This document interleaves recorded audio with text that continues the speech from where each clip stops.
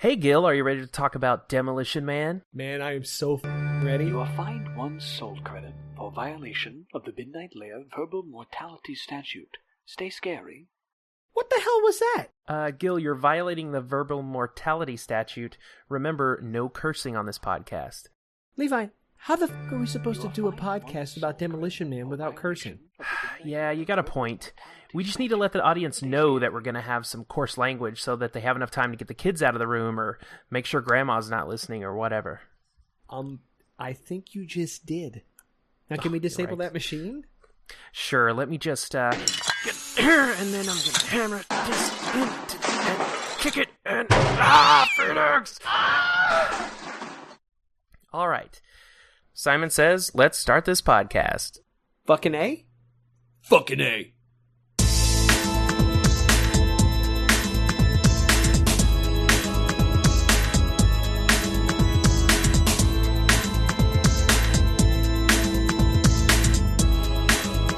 And now, from the Bone Vault, with Gill and Levi. Welcome to From the Bone Vault, coming to you live from below Midnight Lair. I'm Gill. And I'm Levi. This week we watched Demolition Man. Levi, it was some facts. Well, Gil, Demolition Man was an action/comedy/sci-fi movie. / everything. that was released on October 8th, 1993. And it was rated R according to IMDb for non-stop action violence and for strong language. And I thought there were some interesting awards that the movie was nominated for. And actually the one winner that it has was an ASCAP award for Elliot Goldenthal for the score. And I thought the score was pretty serviceable. I mean, it didn't stand out to me, but it was a pretty decent score, I thought. It did the up tilts when it needed to do the up tilts. You felt engaged, you know? That on top of Stallone yelling, Phoenix! Every 5 seconds. Maybe that was part of the score. Maybe that's why he won. That was all in there. The other 2 awards that I thought were kind of funny is Wesley Snipes was nominated for Best Villain at the MTV Awards, which I don't know why he didn't win. I don't know what he was up against, but he's a pretty good villain in this movie. He's an amazing villain in this movie. One that I don't really agree with is a Razzie Award for Worst Supporting Actress for Sandra Bullock. Do you know about the Razzies? Yes, which she showed up for to accept. Really? I didn't know that. She showed up to accept her Razzie. That is cool. It was awesome. Her and Halle Berry are the only 2 I know of that's actually shown up to accept their Razzies for their performances. For Catwoman? Yes. Yeah. She deserved it. Did she win? Yeah. She won big time. Okay. Yeah, that's one of the few movies I didn't actually finish. I finish almost every movie but that movie. We don't have to talk about it now, but we are not going to fucking do an episode about that movie. Yes, in case you missed our little skit at the beginning of the show, we will have cursing in this podcast because there's lots of cursing in the movie and it's kind of germane to the plot. I don't have to restrain myself. So Gil, I think with Demolition Man, it's probably safe to say that most of the audience has seen it, or if you haven't, you need to watch it right now because honestly, I guess we could jump right in it. And I just want to say up front, I loved this movie when it first came out. I was about 14 or 15 when I first saw it, and I loved it as a teenager. But going back to it, it's been a couple years since I've seen it. I still enjoyed it. Yes. Did you? Yes, very much so. I was so jazzed up when I watched this again. I watched it 2 times since we decided to go ahead and cover it. Once with the commentary, listening to it in the car just to pick out some pieces. And we do have some chewy bits to give you guys from that are really fun. If you haven't, I strongly suggest you give the movie a watch with the commentary. It's actually really fun. And then again, just to enjoy the film, just to go back over it. And man, I forgot how much I quoted this film all the time. Yes. All the time, especially Simon Says. I remember a good year stretch where I would go, Simon Says. Simon didn't say. Just constantly to my friends because of this film, man. It's the best. Simon Says die. Yeah.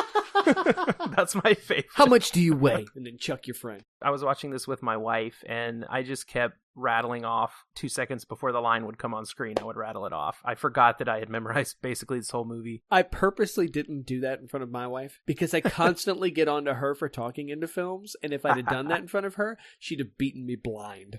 But yeah, let's break apart the movie. I mean, I think we'll take this one as opposed to giving you guys the full-on articulated that we kind of do where we come in with a microscope of some scenes.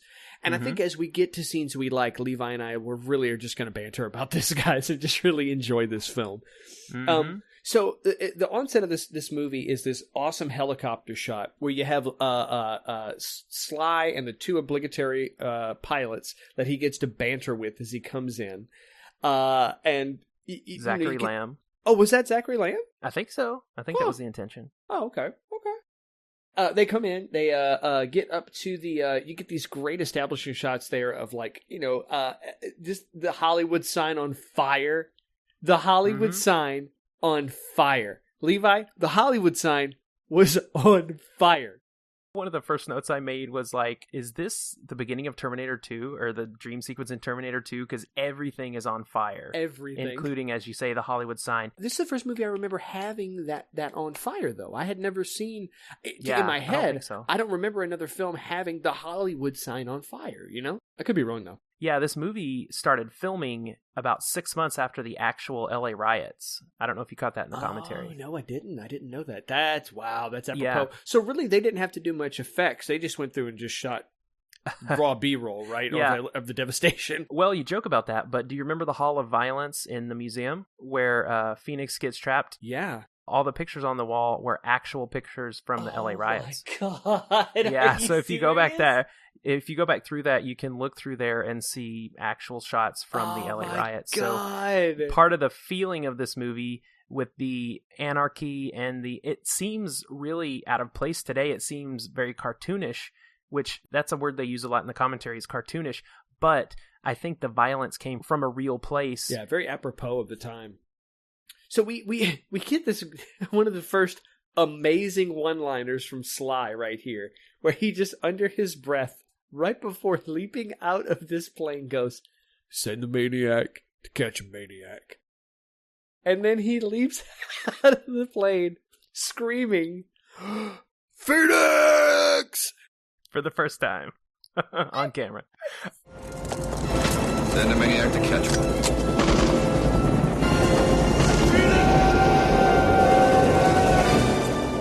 I just imagine John Spartan when he wakes up in the morning, he's brushing his teeth, and then he spits toothpaste on the mirrors. Because he's just so mad at this guy. Oh my God. And that's another thing in the commentary they said, is that these two guys are just, their lives are consumed with killing one another. Yeah. Just this over the top Joker and Batman, Luthor and Superman, Phoenix and Spartan. Right. And I think it's funny you mentioned Joker and Batman, because right after he demolishes the building and he and Phoenix are being apprehended, or Phoenix is being apprehended, and the police chief or whoever which came up, did you recognize him, by the way? The older gray-haired man? The police chief himself, the one that's like, "Spartan, you gotta quit doing this Demolition Man shit." Yeah. I knew the actor, but I guess maybe I didn't make the connection but you're about to hit me with, though. Yeah, he was the chief in the Lethal Weapon movies, which was produced by Joel Silver. Yeah. You're right. Same producer. Right. Yep. Anyway, when I was watching that scene, I was like, Simon Phoenix is the perfect Joker because he doesn't care about anything, and he's got that streak of anarchy in him, but he's also the homicidal maniac that we don't see the Joker being a lot because he doesn't care. He literally doesn't care who dies around him. No, and that's why I think this villain resonated with me like the Joker resonates with me. That just total, just you live, you die, it doesn't matter. Did I get entertainment value out of it? That's all he cares about, is the entertainment value of the world. So you get, Spartan comes out, he comes flying through this thing. He's running through the place and they finally meet. You see the two of them talk and they have this stare down. And Phoenix has this butane lighter in his hand and he just Spider-Man poses down and gives him another one of his nice little one-liners. You up to your ass in gasoline? Set your ass on fire. And they say a lot when they're talking about the film that they ad-libbed a lot, especially Wesley Snipes. Yes, they would give him line reads, and he would just take take off with him. And I know they said at one point in the movie when Phoenix brings back his old rogues gallery out of cryostasis and he's talking to them and getting them pumped up, that Wesley Snipes actually had a few takes on that where he kind of took it a little too far and it was a little too cartoonish, and that scene in itself, if you watch it in the movie, he's kind of crazy, but that was one of the more tame scenes. So Wesley Snipes had a lot of fun in this role, and you can tell it. I watched a few interviews while researching this, and you can tell he just had a blast playing this, because up till now he was playing heroes in movies, and he was playing like action heroes and even drama heroes, and this was a really big turn for him. Yeah, this is the first time I can remember ever seeing him as a villain in a film. The only other one I can think of off the top of my head was, I think, New Jack City, if I'm remembering right. Wasn't he one of the bad guy that was like, my brother's keeper? I think he was one of the drug kingpins, right? You know, that hits one of the huge gaps in my film knowledge. I've never seen New Jack City. I'm sad to admit. Well, listeners, I'm going to fix that for Levi. We're going to make sure he sees that movie, because that was an awesome yeah, I need movie. to see it. Oh, because yeah. I'm a big Snipes fan anyway, so I don't know why I haven't seen it. He's the best, man, and this movie is one of his strong points. And yeah. you just the over-the-top blonde fade that he's got, the pants he's wearing, just so 90s. The taxi cab leather suit, leather jacket. Yes. And the thing is, he looks cartoonish, but he also reminds me of sort of the hip-hop style of the early 90s with the baggy clothes and the leather jackets, and also, his hair, in case you missed it, was the inspiration for Dennis Rodman in doing all of his crazy colors and cuts and stuff. I didn't know that. Are you serious? Yeah. Mm-hmm. Oh, God. How often do you think he went around saying, Rodman says? Oh, God. I'm sure. We don't want to think about that. This movie, as you said before, is filled with terrific one-liners, and right before he lights the gas fumes on fire in the billions of barrels of C4 he has in his office, he says... butane and gasoline and C4 lining the walls, and the hell. And he says, is it cold in here, or is it just me? Yes. And which you need to remember. Yeah. Don't forget that line, guys. And he also says, I swear, I'd lose my head if it wasn't attached. I'll keep that in mind. So, very blatant foreshadowing for what we know is going to happen. One thing I've always enjoyed about this film is the opening credits and the font that they have for the show. It's very subtle. They just have sort of a 3-line for the E, and that's the only stylistic thing they do. But I always thought it was very indicative of sort of future vision of that time. It's kind of like seeing a shiny spacesuit on a guy from the 50s. It very much makes me think of early 90s sci-fi when I see that title screen. Yeah, and the score reflects it as well. I mean, you listen to the style of music they use for these things, a real swelling orchestration on them. Mm-hmm. At certain parts and the way it's all cut together is echoes of Terminator 2. Sure. Other films that were just blockbusters of that era. Mm-hmm. So, yeah, I mean, we progress a little further through the film. And, they blow the building up. This is, you actually find out, again, from the commentary, found out that they actually had purchased that entire building. It was this massive, massive, massive building that they blew the fuck up. Wow. It was just insane to watch that explosion go off. And until I knew that they'd actually blown up a real building, I'm like, oh, cool. They got a scale model. They blew it up. Nope. That's a real building. That's a real building. They blew it the hell up, and it was awesome. So they come off of that. They're interrogating, they're talking to the police chief, gives that line of like, I'm tired of this Demolition Man crap. And that's when you get the name drop of the character, that Spartan is the Demolition Man. Spartan didn't account for all of the people that he was originally coming in to save from Snipes, and they find all the bodies of the people there in the explosion. Send him to jail, they cryogenically freeze him. And something else cool that I heard in the commentary was really neat. They were talking about that the facility is supposed to look unfinished, like they were still putting the last pieces in place, because they themselves were behind on the shooting schedule, so they framed it that way. So it was kind of a cool thing to say, okay, hey, if you're not all the way there on your set, use it as a framing device. Use it as a narrative piece. Say, hey, the facility's not all the way together. Put some guys in with some, hammers and some, have some sparks going off somewhere and say, oh, they're still building the place. So they cryogenically freeze him. I'm laughing because I know what's coming next. Well, in the title sequence, they have this really cool camera movement through sort of the frozen material around Sylvester Stallone's frozen body, which was a model created by some of the people that worked on Jumanji. Mm-hmm. And it was a very lifelike, if you look at it, it's very lifelike, the skin tone and everything. And apparently Sly wanted a large genital area, according to the producer, on his fake figure. I mean, and come on, no one's gonna see it, but I guess. hey, my wee-wee's a little on the small side there. You want to punch that up a little bit on the overall when it's done. You know, Sly, no one's gonna see it. We can't put that on screen. It's fine. It make me feel better. I'll act better if I know it's big. Just down on my knee. Okay, we'll do it. Thank you. I appreciate that. But one awesome thing that I learned in the commentary that doesn't have to do with anyone's genitals was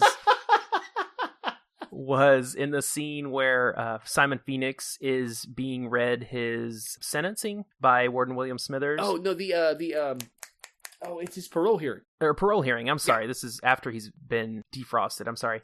And he starts repeating what the warden is saying in Spanish, like word for word. And apparently Wesley Snipes just started doing a take in Spanish at that time. And they were like, that's pretty good, so we'll leave that in the movie. And that made it on screen. I thought that was pretty cool. Yeah, a lot of people when you say Wesley Snipes nowadays, most people will immediately say, oh yeah, tax evasion. But when you really break apart a lot of the films that Snipes is in, this one, to me especially, these were just amazing films. He's a really good actor, an excellent martial artist, plays well on screen.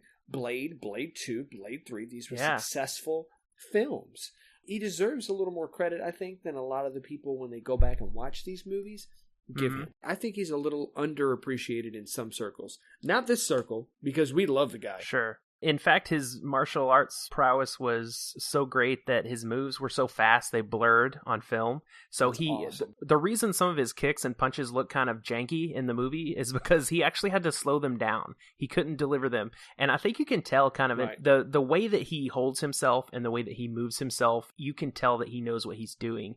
You actually see Snipes involuntarily snap his blocks into place the second he attacks, and that's, I have a little bit of a background in martial arts, nothing severe. Cool. I'm not, I did some classes more than when me. I was younger, yeah. So the idea that he's blocking as he's attacking is very cool. Indicative, and sells it. Very much so sells his abilities. But then you got Stallone, who, to me, has never looked like he's had any training other than when he's in Rocky and he's boxing, but he's just this force of nature just going through stuff. We're waxing about Snipes. Let's get on Stallone for a second. There's a reason this guy is an action star. He is just this brick shithouse of muscle that comes tear-assing into a scene. It's like if you're in a bar and you know that bouncer, the guy you don't want to piss off, and when you finally see him tear loose on somebody, you get your own little private action movie. That's what happens in these scenes. Yeah, it's like he lives his life only to fight, and very Spartan-like. Oh my god, I get it now. No. I was about to say, we've had some revelations on this, but that better not have been one of them.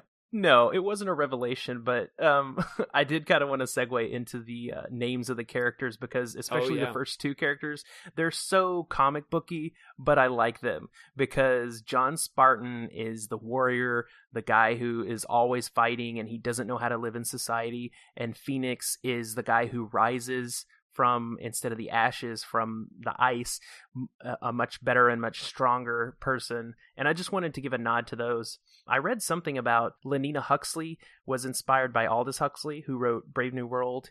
I think Lenina was the name of one of the characters. I'm not familiar with his work, but I thought that was interesting because Brave New World has to do with utopian societies and, sort of the negatives and positives of those. And, yeah, and hey, I thought that was any interesting. of you guys know, if you have any insight on that, please shoot us an email. Write us let us know. We'd love to hear about it.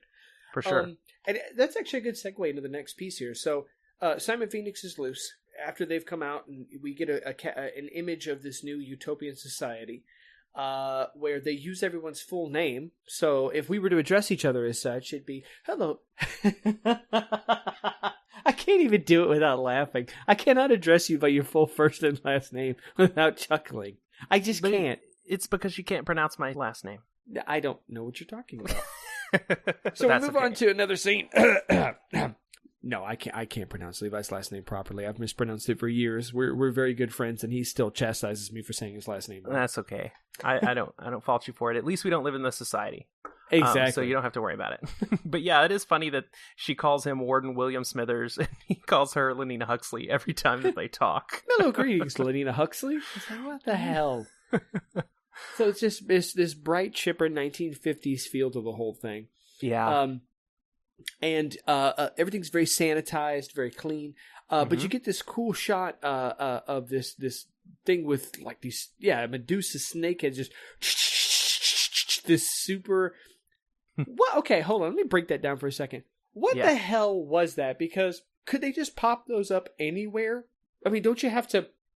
I don't see any burrowing technology. Did they jerry rig a sprinkler system to do it? I've always wondered that. I've wondered if they have purpose-built, like, graffiti things, and if they're going to take the time to do that, sit there in the darkness, building this into the grass, why not just spray graffiti on things?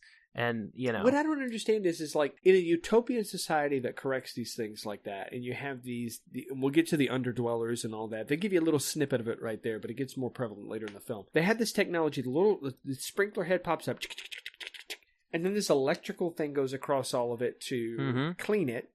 That's an allusion to something else a little later in the film as well. It's a setup. It's all to set that up, yeah. Why would they have something like that?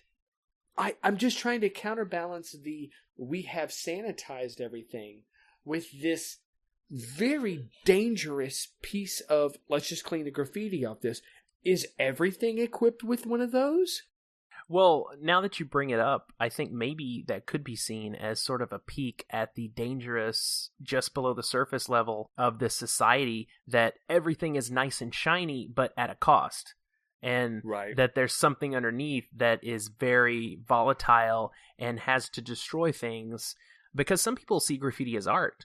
And graffiti by its nature is usually very bright and very visible. And it's saying that anything that messes up this gray stone patina is going to be wiped away. And I think now that you mention it, that graffiti defense system is sort of a good metaphor for the society at large. It gets deep here, guys. Yeah. It gets deep. No, that's a really good point. They talk about, in the commentary, sort of lampooning violence a little bit, making it cartoonish. But when they were making the film, they did try really hard to make the society very shiny and very bland. They were talking about in the police headquarters, they kind of made it look like a Neiman Marcus or something, because it's lit very brightly and very evenly, and all the surfaces are smooth and shiny, and even the film stock that they used, I think the director said it was a slow film stock, so it had less grain, so that everything would be sort of smoother and shinier than other movies that were shot that day. And if you think about movies in the early 90s, a lot of them were kind of grainy, just in general, kind of gritty, and this very much made an effort to make especially the police station, which usually is seen as gritty and, you know, there's people talking and everything. It's very quiet and it's very smooth, and everyone is sort of pressed and very quiet. And her office is very, very much a place of, like, a sanctuary of fun almost. Yeah, I wanted that office when I was a kid. Oh yeah, I know, right? When I was that age, yeah. For sure. Yeah, I see the dichotomies they were trying to create, and that's very cool now that you put a critical eye on it. I think there was one Easter egg in there. I don't know if I caught it myself, but I read it in a trivia, so it might be false. But apparently in Lenina Huxley's office, there's a little bus that pays homage to Speed, but the movie Speed with Sandra Bullock. Oh, she was in a movie with what was that one actor's name? Oh yeah, Keanu Reeves. Yeah. He's forgettable, I guess, because he doesn't know how to act. He knows kung fu. Yeah. Right. I should have probably verified that before I said it on the podcast. No, probably, anyway. If it's in there, it wouldn't surprise me a bit. There were some very spurious claims in the trivia section on IMDb, so be careful. Yeah. Go ahead. I want to hear this one out loud again. Oh, do you know what I'm going to say? I don't think you know what I'm going to say. You tell me what you're going to say, and I'll tell you if I knew what you knew that I knew that you were going to say it. Okay. One of the lines in this movie that's pretty prevalent is "Greetings and salutations." And do you know where that comes from? No, I don't. What'd you find? It comes from the movie Heathers, which one of the many writers on this movie, Daniel Waters, wrote Heathers, which I had never seen. So I watched part of it this weekend. I didn't. You hadn't seen Heathers? Oh, I had never seen finish Heathers. that movie. Please finish that movie. That movie is awesome. For the first 10 minutes, my wife and I are like, "What is this movie?" I don't really. And then about half an hour into it, we're like, "Oh my god, this is hilarious! We love this movie." Yep. Yep. I feel like after watching a little bit of Heathers, after knowing Demolition Man so well, you can kind of see the same kind of humor at play here. It's very dark, but it's also very sarcastic, and it's very much a commentary on society and how people interact with each other. And everything in Demolition Man, from the police officers giving fake high fives in the air and not making contact, to people freaking out in a restaurant when, Stallone wants just a burrito or a beer or something. Right. You just see that everything in this film is sort of saying, hey, why do we have these sort of social nuances that we have to navigate through? Why aren't we more honest with each other? And that's when you come to what you alluded to earlier, which are the underdwellers. Right. And to that end, you have, and we will get to who their leader is and why he's absolutely perfect for it. Yeah, this very good picture they're painting of, the society that's so washed, so clean, that it doesn't have the ability to react to changes. It's gotten so patterned that it can't do anything else. Mm-hmm. Something else I'm noticing, the cars in this movie. Were the cars not amazing? I'm not even a car guy. I'm not a gearhead of it in any way, shape, or form. But just looking at the pieces that they had, did you find anything on your research on the cars itself? Anything pop out at you? The cars were prototypes that GM had, and they got to use them in the movie because they already looked futuristic. And they had one in particular called an ultralight car. The police cars, or the the police cars, small thing that Snipes was driving? There was only one of those, but the police cars they called the ultralights.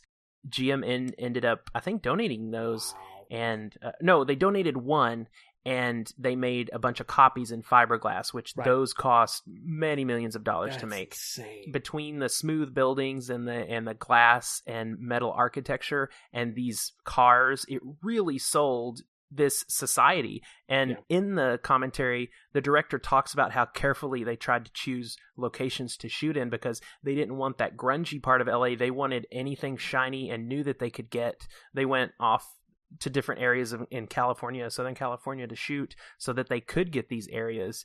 And he said that was particularly difficult in the car chase later on in the movie because they needed to find highway that was compatible with this society that would look like it belonged there. Right. And sometimes they had to make a little bit of a compromise. But that's one thing that really stood out to me on this watch of the movie, because I was kind of looking at it a little more critically than I have in the past. And I'm a big fan of 60s sci-fi where it's very much entrenched in a social commentary, things like Planet of the Apes, Rollerball, those types of things. I really like. And I think if you look at this movie like that, it stands up pretty well as far as 100% putting things out there in our society that we really should take into account. Yeah, and a lot of the social commentary sticks and is very prescient. Right. So the movie trucks along from here. We get the Simon Phoenix, killing everybody there and engaging the police to the point where they have to bring in the Demolition Man. And then going back to the before we get to Stallone coming back into the film, you get that cool scene where Snipes beats the hell out of the cops. Not just a little, but a lot. Yeah. Oh man, that was an amazing choreographed fight scene. That one got me. Yeah. That's like, oh, you felt it. Especially when, and again, the movie does a lot of self-referential nods. Snipes, in looking at the cops, initiates the fight by engaging that sanitation system and zapping the crap out of one of the cops and dropping him. So it's just so cool the way they framed it. The movie, even with the, like you say, comic book style aesthetic to the whole film, they still took it so seriously that they've really punched these things up. And the actors made it work. Especially with, again, Snipes and his whole thing, cursing the machine out and tossing his citations left and right while he's working it. That was always one of my favorite His delivery. What? And I still... Fuck you. I do that. I put that little, fuck you. Yeah. I talk to people. Look, I don't need a history lesson. Come on, Hal. Where the goddamn guns? You are fined 1 credit for a violation of the verbal morality statute. What? Fuck you. But, the cops think they're just on point. They got their Palm Pilot to tell him what to do. Lie that's down the thing. on the ground or else. And that really sends Simon Phoenix over the edge. He sells the shit out of it. He just deadpan. Just looks at the guy, goes back to it. And one thing about the score that I did notice in this scene and a couple of others, there's a very light, record scratch when he starts fighting. And I love that because it's sort of like the initiating sound of a fight. I think it happens in the museum as well. And it's just kind of this...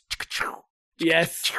And it's timing. The timing on it as he's beating people. And you hear that punch, pump, as he's just bam, bam, two-shotting these guys. Right. This one actually goes to bringing in the other villain of the film, Cocteau. Dr. Cocteau. Oh my God, this guy. Something I never understood about this film, and this was your first kind of interaction with it, because you didn't really see many citizens up close, really, till now. You didn't get to see the aesthetic. Yeah. I didn't understand why they were wearing the outfits they were wearing. All I saw out of nowhere was this just Asian infusion, and people were in just really long gis and stuff like that. And I'm like, what is... Well, I don't think they talk about it in the movie. They did in the commentary that they had the idea that the ozone layer had been depleted more. And so they had these long flowing clothes. And the director talked about a lot of the structures they found in San Diego looked sort of Asian. And I think they just took that with the clothes as well and had sort of an Asian influence. Then they had the drapey clothing that covered them because more of the ozone had depleted away. Yeah. And again, it's for some reason. But they never say it in the movie. No. And honestly, I thought I had missed something until I'd heard that piece. And No. Like, okay. Now I get it. But it's not bad. It added to the aesthetic of the film. I just never, I didn't put 2 and 2 together. And it's funny, the police, because I wrote a note in my notes that Chief George Earl looks sort of like a militarized Daddy Warbucks. He's just, and he's played by the great Bob Gunton, I think is his name, and he plays the warden on Shawshank Redemption as well. Yeah, he's such a good. I mean, he's one of those character actors. Not you don't just say like, "Oh, he's a character actor." When you reference him, you know what you're referencing. You're getting the stuck-up, proper, by the books to a fault. 100% to a fault. Guy that just plays by the rules and expects you to. He's the high school principal that nobody wanted. You're a slacker, McFly. Yet another bald guy in charge. So the actors in this film were just on point. Yeah, for sure. Well, did police at this point make the decision to go ahead and get the man that originally caught Phoenix? They get Spartan out of the cooler. And you get, again, this really cool sequence of the fully functional facility in operation, them pulling him out, getting the crane, extracting him and thawing him out, which, again, I thought was really cool. And then, you have all the interfaces and things that look just very... you made mention before the idea that, like, these 60s films and all these other things try to portray a utopia or a future setting. That was one of the things I felt worked in this film, is they were consistent with everything they displayed. They were consistent with all the interfaces across the everything they touched. Everything felt the same. It felt like the technology level was not incompatible at any point. Everything seemed like it had progressed to this point, and things made sense when you looked at them. Something wasn't just shiny because it could be. It was shiny because it looked like that was the aesthetic and the style of the time. You see people in their day-to-day functions have things that have certain accentuations. Everything has that. The pattern holds. And they had the same horrible textured background. But yeah, what you say is true. It was very synergistic, everything that they had. And I noted one of the computers, I think in the police station, was called L7. And they mentioned that it's a reference to being square. I did not even catch that. That's pretty good. So we get Spartan out of the cooler. We get back to the police station. And we have, I think, this is the thing that everyone remembers from this film. Stallone comes out of the bathroom. He's in his full dress blues, as it were, full cop outfit now. And he leans into Huxley and says, "You're out of toilet paper." To which she replies, "Oh, back in his time, they use wadded up sheets of paper to wipe with. And then we get Rob Schneider's in this movie, guys. Rob Schneider goes, he doesn't know how to use the 3 seashells. Nobody knows how to use the 3 seashells. That has never been explained. There are people online, there's actual research that had been done on how to use it. Someone has a write-up on how they think you actually could have used these things, and it is disgusting. I don't even want to know. Why is the poop joke the thing that everyone remembers from this film? Well, I don't think it's the poop joke they remember. They remember the logic puzzle that is wiping your ass in San Angeles 2032. Because I would feel the same way. Because I've been in a restroom that ran out of toilet paper, and you're like, oh my gosh, what do I do? But what if there is no toilet paper in the building? You just got to go curse out this morality box. Thanks a lot, you shit. John Spartan, you are fined. John Spartan, you are fined for repeated violations of the verbal morality statute. So much for the seashells. That's the best. That's the best. So, and then he, it's total Stallone. The total Stallone moment at that point. They make the statement, you can't even see a gun unless it's in a museum. Slow burn to the camera. Bingo. That's where he is. Yeah. And it's like Christmas for him. He's jumping up and down, and he's excited. Very Joker. And he asks how much the museum attendant weighs. My God, that it was just flings him through the glass. That's an awesome line. And this museum, I think of, every time I see this scene, I think of the hours that I spent playing the Sega Genesis video game. Did you ever play that? Oh, God, no. I've seen it played, though. No. Ugh. Well, when you miss someone, they can yell "Bad Aim Blondie," and it'll make you feel all that much better. I know I used to yell that online when I would play Xbox. Bad Aim Blondie. That's one of my favorite lines.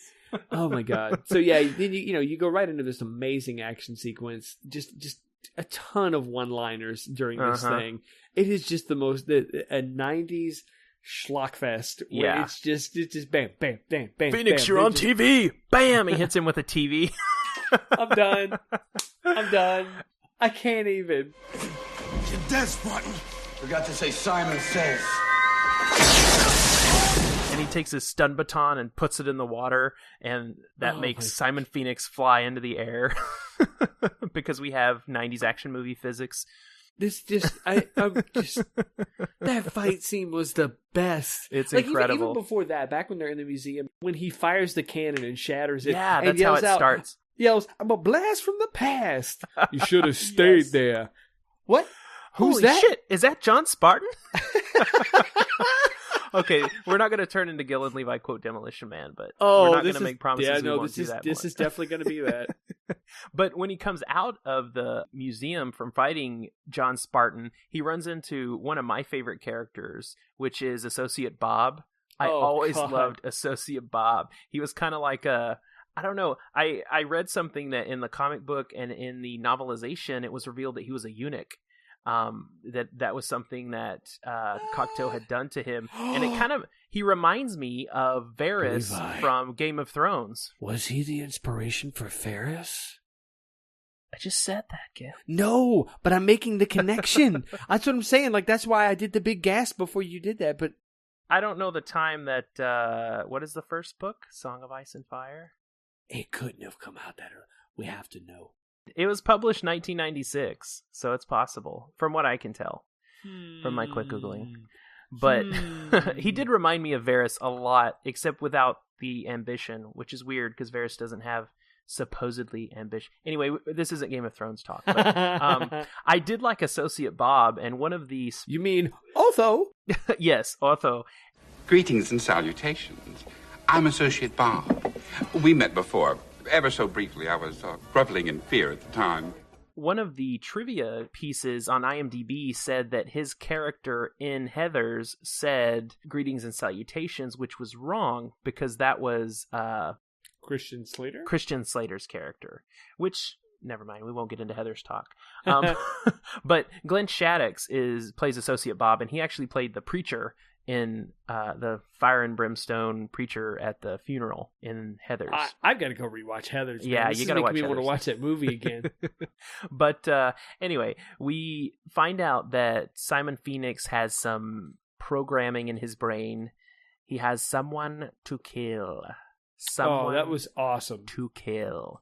And that someone, I think we should just jump right into the sewer, get some biscuits and gravy, some rat burgers, and talk a little bit about the underdwellers. Oh, do you mean their leader? I'll give you the character's name, Edgar Friendly? Mr. Edgar Friendly. Hey. Hey, Levi, who plays Edgar Friendly? Dennis motherfucking Leary. Yes! I mean, he's the perfect, if you want an underground movement that is interested in consuming any hedonistic desires, someone who's going to rally the people. I think Dennis Leary, especially in 1993, is an excellent candidate for that. And some of his lines are just so Dennis Leary, and they said that on set they just sort of let him go because he's done so much stand-up. They just sort of gave him some indication of where to go, and he just went off. I'm the enemy because I like to think. I like to read. I'm into freedom of speech and freedom of choice. I'm the kind of guy who likes to sit in a greasy spoon and wonder, gee, should I have the T-bone steak or the jumbo rack of barbecue ribs with the side order gravy fries? I want high cholesterol. I want to eat bacon and butter and buckets of cheese, okay? I want to smoke a Cuban cigar the size of Cincinnati in the non-smoking section. I want to run through the streets naked with green Jell-O all over my body reading Playboy magazine. Why? Because I suddenly might feel the need to, okay, pal? I've seen the future. You know what it is? It's a 47-year-old virgin sitting around in his beige pajamas drinking a banana broccoli shake singing, I'm an Oscar Mayer wiener. I still grin when I hear him talk about that. Now, I'm about to make a couple of our listeners angry. As a kid, having been raised Catholic, this film was my first peer into Dennis Leary and got me into going and watching his stand-ups. Nice. Getting into his background, finding out about the guy. And that's one of the biggest things I thank this movie for because, oh man, there's no way I could have lived without Dennis Leary, man. He's the best. He's the absolute best. Yeah. And he's definitely a product of that time, and he embodies that both in his stand-up and kind of in his acting style. And even though I think he's called this movie a, quote, big pile of shit, but I think he's giving it a little bit short shrift in, like we said, the social commentary and also his contribution to it, because if this movie is a cartoon, it only succeeds because it got these huge personalities to inhabit every role, from the title character all the way down to even the minor characters like Benjamin Bratt's character. They got quality actors and actresses to inhabit these roles. Even the smarmy patrons that are belittling John Spartan in the Taco Bell. I mean, everyone in this movie just looks, I feel like, more like it's a comic book than a cartoon, like it's a comic book come to life. That's how I've always viewed the film. And I think having those characters and those actors in those roles just makes this movie incredible and is one of the reasons its appeal still stands, I think. And, you know, that, and I think the writing, they had some trouble with the writing. Apparently they had different passes they had to go through, and the studio didn't like some of them, so they had to bring other people in. But I think they came out with a script that's pretty decent. I think everything in this movie sort of baked together in a nice stew that I really enjoyed eating. And with that, guys, we're going to have to put the nail in the coffin a little early. Unfortunately, on our side of the fence, we had some technical difficulties that cut out the audio at about the 50-minute mark. Levi and I had a couple of other points we made, but I think we've encapsulated this film pretty well. Overall, I think that Demolition Man encapsulates a lot of things that 90s culture had that we both very much appreciate, having grown up in the era. We hope you enjoyed the film, and I'm going to have Levi take us out to the end of this thing and give you a little information about where you can catch us. Stay scary, everybody. Thanks, Gill. Remember, if you want to join the conversation, send us an email at fromthebonevault@gmail.com. If you want to find us online, you can go to fromthebonevault.podbean.com or midnightlayershow.com. And please join us next time. We're with Wesley Snipes again, this time in the Old West, with zombies. Slip that noose off your neck and join us for Gallow Walkers. Stay scary. Thank you for listening to Episode 5 of From the Bone Vault, Demolition Man. This has been a Midnight Layer Studios production.